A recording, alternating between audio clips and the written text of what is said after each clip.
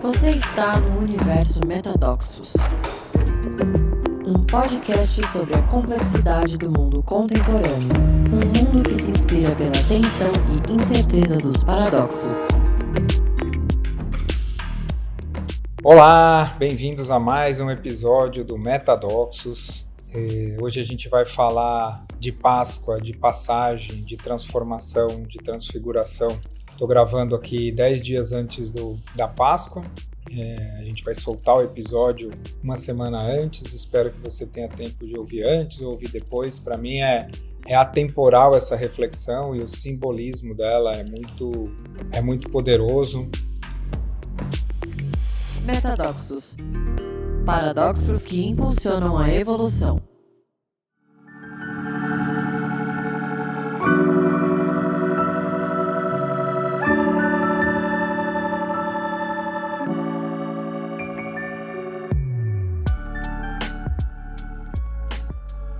De alguma forma, todas as tradições religiosas têm reflexão de passagem. Se a gente olhar para o judaísmo, para o cristianismo, para o islamismo, para o budismo, para o hinduísmo, de alguma forma, todas elas têm metáforas, histórias, ritos, são, na realidade, no fundo, todos eles são caminhos para que, de alguma forma, a gente deixe uma vida comum, ordinária, onde a gente está aprisionado na jaula existencial dos sentidos e da memória, e que a gente possa renascer, despertar em consciência para o transcendente, para o mistério, para o eterno, para o absoluto, para o infinito.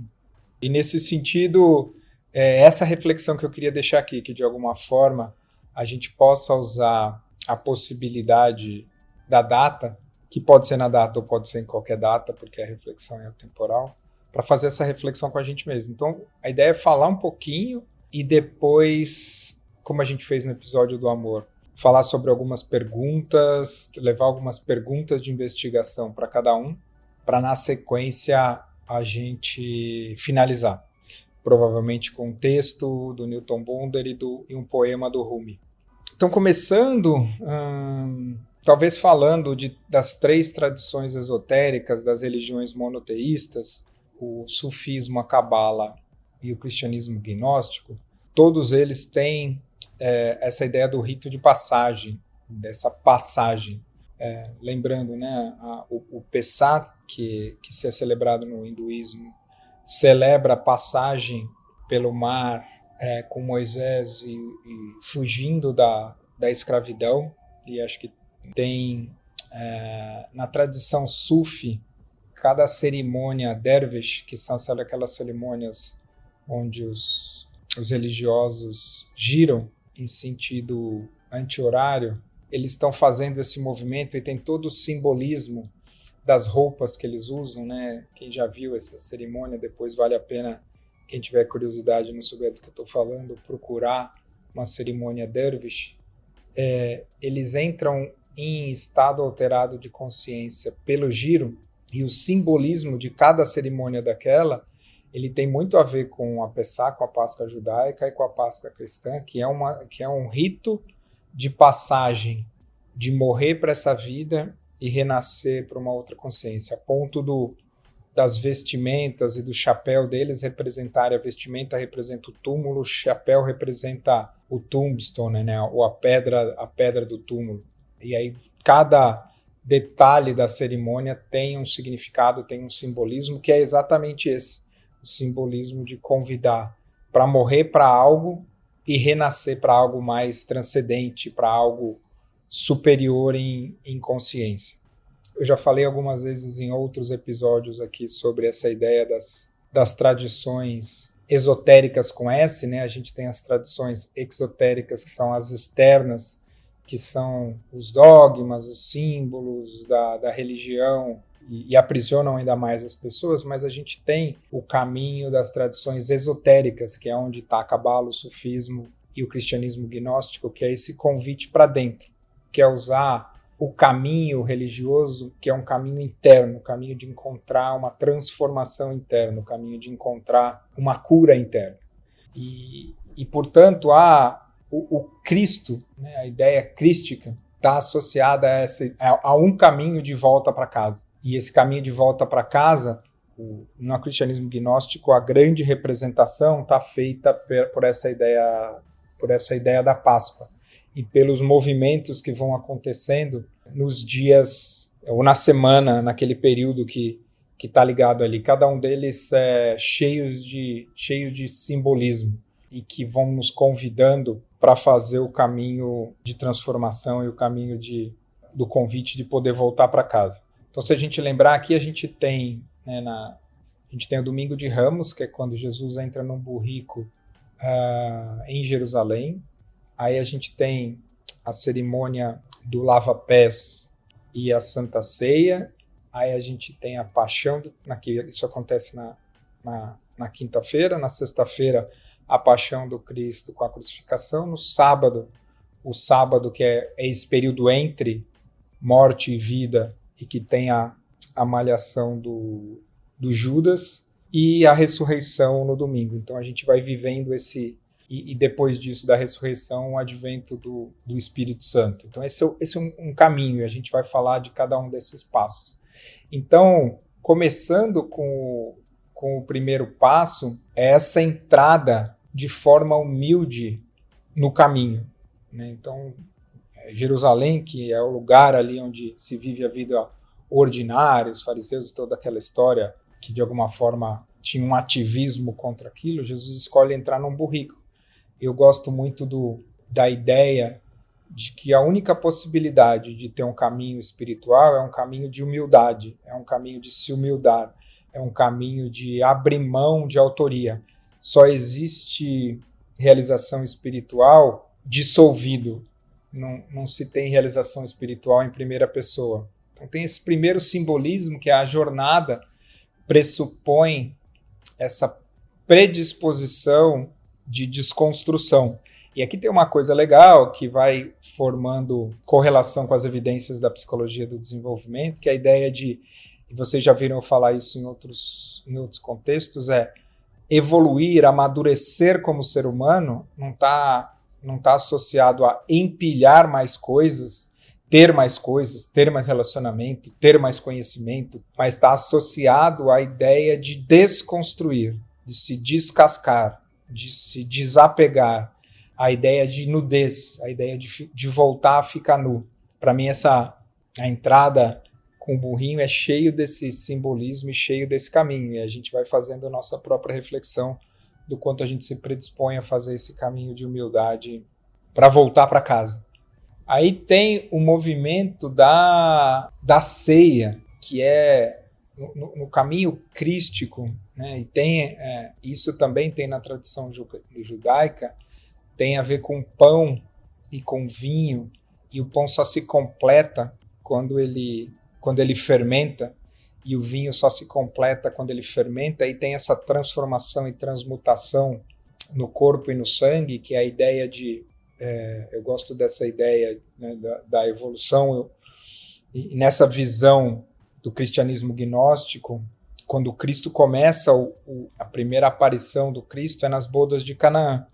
E se a gente lembrar, nas bodas de Canaã, acaba o vinho e Maria pede para Cristo transformar água em vinho, né? Então, o que a gente está falando é que a gente tem o nosso aspecto mais bruto da uva e do trigo, que por fermentação formam o pão e o vinho. E de onde vem a fermentação? A fermentação é essa nossa fermentação psíquica. É exatamente enquanto a gente está encarnado, enquanto a gente está vivo, a gente metabolizar, a gente fermentar. Todos os 3 anos do Cristo é um período de fermentação psíquica, de preparar a psique para quê? De preparar a psique para se crucificar, para se deixar morrer, para renascer corpo e sangue, para renascer vital no domínio transcendente, no domínio espiritual, no domínio do mistério. Então tem esse simbolismo bonito da ceia, que é a preparação, que é eu estou fazendo aqui a fermentação máxima, o metabolismo máximo, eu estou preparando a minha psique finalmente para transcender. E aí tem o momento, a crucificação, E a ideia da crucificação e do simbolismo é a ideia do eixo vertical e do eixo horizontal da cruz, a gente considerar dois eixos, um para o espaço e tempo, que é no espaço e no tempo que a nossa personalidade, que o ego experimenta essa vida aprisionada e essa vida comum, a nossa jaula existencial é experimentada neste lugar. Então daria para a gente imaginar que a gente se crucifica, a gente morre, a gente se crucifica no espaço e tempo, mas daria para imaginar um outro eixo, imaginando essa cruz deitada, como se tivesse um outro eixo, uma terceira dimensão vertical. Dá para imaginar espaço e tempo horizontal, que é onde o ego opera, mas a gente pode imaginar um outro eixo vertical, que é o simbolismo do cristianismo ortodoxo, que tem até aquele semicírculo no topo de uma cruz que tem 3 eixos, que na realidade você pode pensar, se você olhar de cima, é um horizontal e um vertical e 2 horizontais, e que então dá essa ideia de consciência, que é a interioridade, e portanto eu morro momento a momento, de tempos em tempos, de estágio em estágio, de momento de vida em momento de vida e morte, eu crucifico espaço e tempo, e a forma de eu crucificar espaço e tempo, quando eu aceito morrer para o ego, para o espaço e tempo, eu abro espaço, que é esse espaço do sábado, que é o espaço do entre, ou seja, eu primeiro morro, eu primeiro fecho alguma coisa para criar o espaço entre, poder renascer para o espírito, para poder ressuscitar. E aí tem uma reflexão importante, que é o que acontece no sábado, né?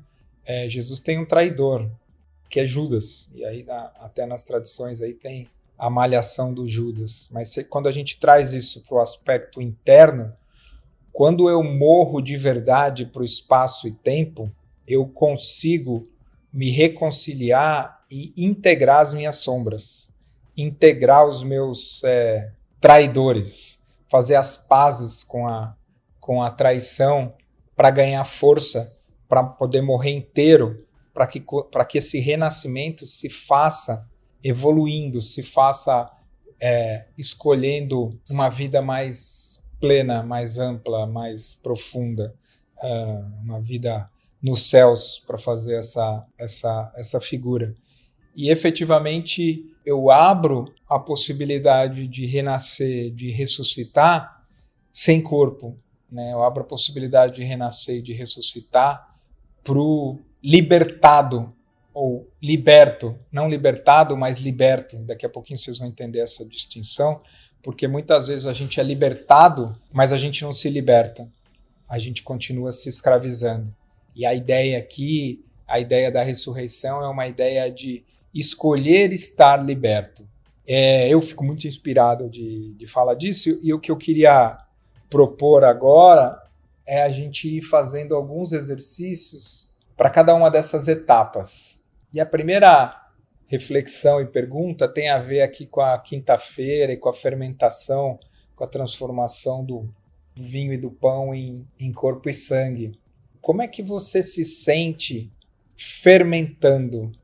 O quanto o seu pão e o seu vinho vão ser nutritivos e saborosos porque eles tiveram essa fermentação lenta. Olhando para uma meta-reflexão, e à medida que você está me ouvindo, qual é a qualidade dos seus pensamentos? Né? Todo esse fermento tem a ver com os pensamentos, com os sentimentos e com os comportamentos e sensações. Né? Então, qual que é a natureza da fermentação dos seus pensamentos? O quanto eles fermentam para produzir um bom pão e um bom vinho? E a natureza dos seus sentimentos? O quanto eles fermentam para produzir essa qualidade de reflexão e de produção? E as sensações, que são mais densas, quão relaxado, ou quão ativado, ou quão tenso? E o quanto essas coisas estão sempre metabolizando, e o quanto você consegue pensar sobre os seus pensamentos, pensar sobre os seus sentimentos, pensar sobre as suas sensações, quanto você consegue sentir sobre os seus pensamentos, sentir sobre os seus sentimentos, sentir sobre as suas sensações e o quanto você consegue ter sensação dos seus pensamentos, sensação dos seus sentimentos. Hoje tá muito em moda, é uma delícia, né? Esse pão de fermentação lenta que quebra a proteína do glúten e, portanto, fica mais digerível. Quanto a sua fermentação é indigesta ou quanto a sua fermentação é digerível. Na realidade, e aí o que é mais legal é toda essa fermentação exatamente para ser crucificado, exatamente para se colocar em sacro ofício. Outro dia eu descobri isso. A cobra nunca mais volta para o mesmo lugar de onde ela deixou a pele dela quando ela troca de pele. Eu achei sensacional isso. E aí, como metáfora, né? Qual é a pele que já está antiga, que já dá para você deixar para trás, e não é só a pele. É a pele e o lugar, que você já está pronto para seguir. O que você sente que está pronto para morrer em você? Que tipo de crença, convicção, de certeza, pensamento, comportamento, de vício, de padrão habitual que você sente em você, que você sente que está pronto para morrer. À medida que você vai, eu não sei se você está escrevendo, onde é que você está ouvindo, se está ouvindo no carro, vai percebendo, à medida que você pensa nas coisas que estão prontas para morrer, presta atenção no que você sente e nas suas sensações corporais quando você tem a ideia de deixar para trás e de deixar morrer coisas.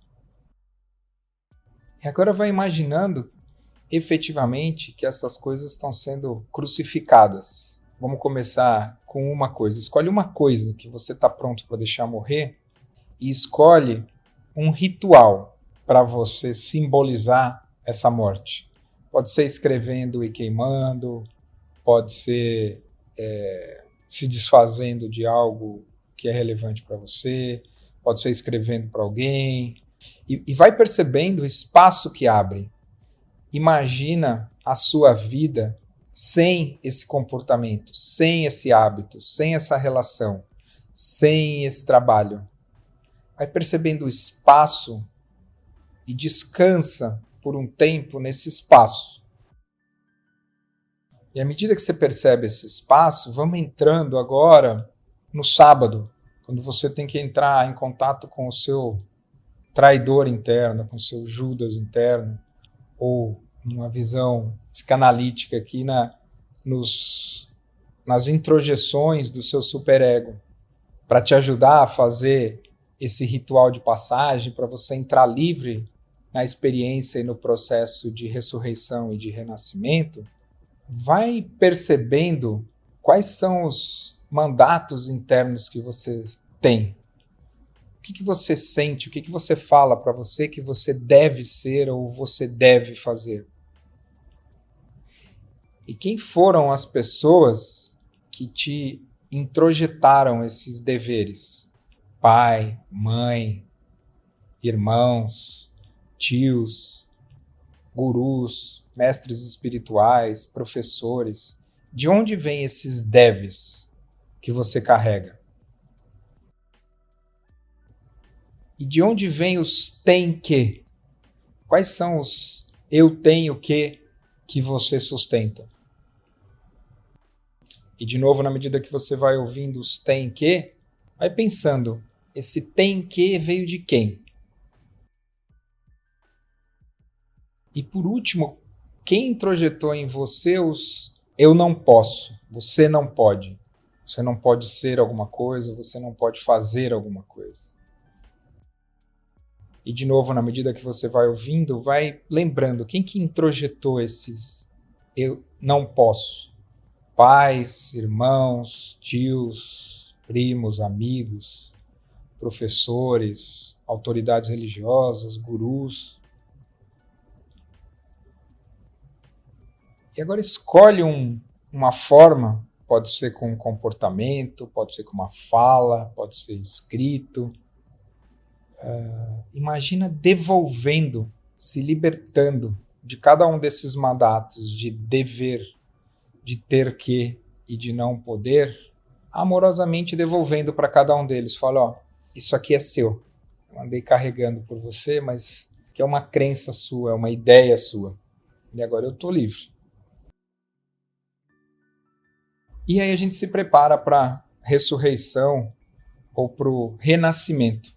E aí quando a gente se prepara, a gente tem umas perguntinhas que te ajudam a refletir aqui. Primeiro o que você sente que já está pronto para nascer em você? Onde é que você sente potencial em você que está disponível para ser manifestado? Como se fossem rachaduras por onde passa a luz. Onde é que você sente essas aberturas, nem que seja uma microabertura, te disponibilizando e te abrindo espaço? Imagina que você pudesse encontrar com você mesmo, daqui a muitos anos, no momento final dos seus dias nessa encarnação, minutos antes de você fazer a passagem, de você fazer a transição. O que você sente que esse seu self mais sábio e mais velho diria para você sobre onde estão esses potenciais e essas escolhas que você pode fazer nesse momento para renascer, para cocriar nesse momento novos futuros? E qual é o micro passo, compromisso de uma prática, de uma pequena prática que você pode sustentar nas próximas 6 semanas, que de acordo com a neurobiologia é o suficiente para você incorporar um novo comportamento, que pode te ajudar a tocar esse potencial e manifestar esse futuro? E quem é um mentor, um anjo da guarda, com o qual você pode contar e ter uma conversa sobre essa reflexão que você acabou de fazer, que pode te apoiar nesse processo de transformação e de transição? Espero que você esteja gostando dessa reflexão e que ela esteja sendo útil para você. E para a gente ir finalizando aqui essa possibilidade, eu queria ler um texto do Newton Bonder, um texto de 2000, que fala da Páscoa. O texto chama Liberação, Libertação e o Ego do Pão. Libertar-se é deixar de ser escravo. Libertar-se é deixar de ser escravo e escravagista. O Pessah, a Páscoa judaica, ou a cerimônia que comemorava Jesus na última ceia, é acima de tudo uma lição do inacabado. A celebração, recordando a libertação dos escravos no Egito, na verdade, só consolidou seu significado quando, em meio a um novo período de opressão, cerca de 1000 anos depois, o processo reincidente de subjugação deixava claro que a escravidão não se extingue com a liberação. A escravidão não se extingue quando saímos dela, mas quando ela sai de nós. É por isso que, mesmo liberados, continuamos fazendo parte daqueles que escravizam. É por isso que, mais cedo ou mais tarde, tornamos a encontrar a opressão diante de nós. Essa incômoda verdade está na nossa mesa. Pensamos que a liberdade e o respeito ao ser humano não existem por conta deles, dos torturadores, dos inquisidores, dos assassinos, dos ladrões, dos escravagistas, dos exploradores, dos mafiosos, dos corruptos, dos fascistas, dos terroristas e dos egoístas.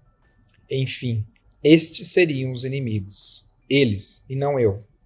No entanto, tem se tornado cada vez mais difícil em nosso mundo identificar as forças externas que possam representar a fonte do mal. A falta de faraós está democratizando o mal, fazendo de cada um de nós faraós preocupados em construir suas pirâmides. Vivemos num mundo unificado econômica e politicamente, cujo sistema traz bem-estar para alguns enquanto aumenta a miséria dos outros. É interessante lembrar que o jantar do Pessah, o jantar da última ceia, não era um jantar de pessoas livres como queria simbolizar. Era um ato subversivo de pessoas novamente subjugadas com o objetivo de ocultar o óbvio, o que não poderia ser dito. O não dito era o ápice da celebração, e por isso a noite de Pessah terminava em prisões e repressões, como no acontecido também com o judeu Jesus. O que não se podia falar naquela época, e também nos dias de hoje, é que a crueldade não é destino, e que a maneira como as coisas são não é obrigatoriamente a maneira como tem de ser. A libertação começa sempre com o reconhecimento de que há possibilidade de outras possibilidades. Liberar-se é deixar de ser escravo. Libertar-se é deixar de ser escravo e escravagista. Vivemos num mundo muito mais liberado, mas muito pouco libertado. Como diz um ditado Yiddish, a maldição não é um telegrama, não chega assim tão rápido. Quanto mais liberados e não libertos, maior a maldição. Trata-se da maldição de cairmos presas, todos, das relações de escravidão, de um modo não libertado, sabendo disso e apreciando a vida de liberado. Como chegar então à liberdade? Como vencer o mais terrível de todos os grilhões, a porta fechada e a alienação? Talvez seja necessário dar-nos conta de alguns interesses próprios que nos levem a não querer escravizar. 1. Só posso ser livre se você for. Posso ser liberado sem que o outro seja, mas não posso ser livre. Martin Luther King brilhantemente apontou essa dependência ao despertar brancos e negros, dizendo: o negro necessita do homem branco para libertar-se de seus medos. O homem branco precisa do negro para libertar-se de sua culpa. O que escraviza, medo e culpa, só pode ser libertado pelo outro. Qualquer outra tentativa trará mais medo e mais culpa. A liberdade está menos naquilo que somos livres para fazer e mais no que somos livres para não fazer. 2. A liberdade está menos naquilo que somos livres para fazer e mais no que somos livres para não fazer. A liberdade é uma conquista interna e nunca um ajuste externo. Quando não fazemos o que queremos por opção, com o mesmo prazer e convicção que fazemos o que queremos, então somos livres. Poderíamos dizer que liberado é aquele que faz o que quer. Livre é o que faz o que quer e o que não quer, liberto até da escravidão do seu querer. O liberado teme a escravidão iminente, porque vive num lugar estreito, repleto de medos do outro, do seu verdadeiro self e de perda de controle. O liberto reconhece e assimila seu ódio, sua tristeza, sua frustração e sua inveja, e aceita a si e aos outros como humanos. A paz se faz de libertos. O conflito se faz de liberados ou dos que buscam ser liberados.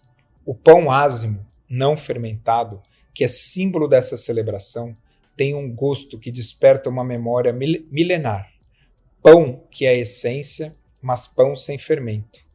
Pão sem o ego da essência, sem inflar-se na sua humildade. Esse é um pão sem eu, símbolo de uma batalha milenar da civilização. Esse pão aponta para a libertação do maior dos tiranos, desse eu, que libera com o compromisso de não libertar. É o pão inacabado, de um processo inacabado, lembrança daquilo que não podemos falar. Maravilhoso, pessoal. O Newton Bonder é espetacular e reforça essa imagem da gente cessar a fermentação, da gente morrer para o ego e da gente se sentir livre, mas livre desse lugar de inclusão, livre de um lugar de integrar as nossas sombras, nossas mazelas, e livre, nos colocando a serviço do outro, que talvez seja essa grande mensagem do Cristo, de amar a Deus sobre todas as coisas e ao próximo como a si mesmo. Tem um movimento em direção ao próximo. E aí, eu queria aproveitar e ler um poema do Rumi. O poema chama Atingindo a Unidade. Venha, se aproxime, desde que você e eu somos um. Não existe mais separação. Somos luz sobre luz. Por que desse conflito, dessa teimosia? Que luz foge de tal luz? Somos todos um e completamente ser. Por que essa visão dupla? Porque o rico olha para o pobre com distância. Por que a mão direita olha sobre a esquerda com desgosto? Desde que ambas são parte de você, o que tem de bom na direita e na esquerda? O que é inteiramente uma essência, um intelecto e uma mão ainda que vemos de forma dobrada por conta dos nossos vieses. Quanto mais vamos carregar esse peso dos 5 sentidos e das 6 direções, nos aproximemos da unidade, surgindo sobre, além do nosso egoísmo e fundindo-se com o todo. Nós por nós mesmos somos a única semente de grão, mas juntos com o todos somos a mina de ouro.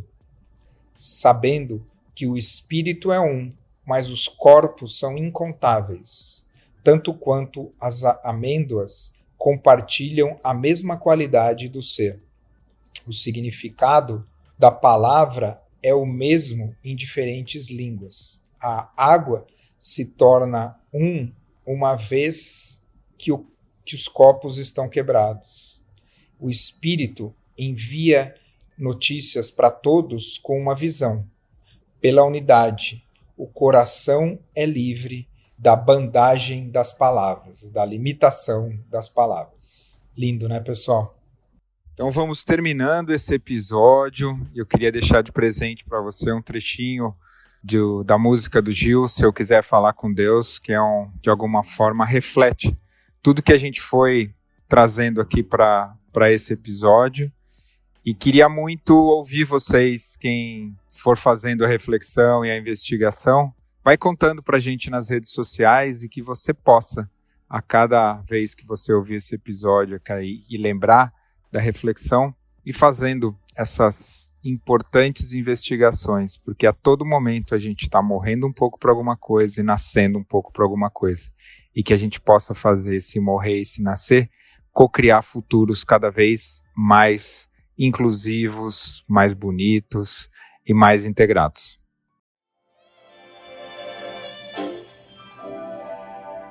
Se eu quiser falar com Deus,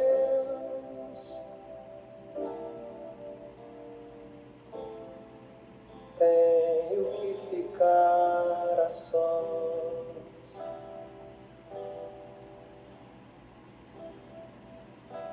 Tenho que apagar a luz.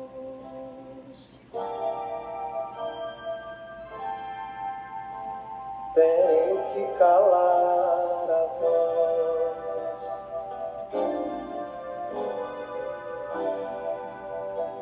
Tenho que encontrar a paz.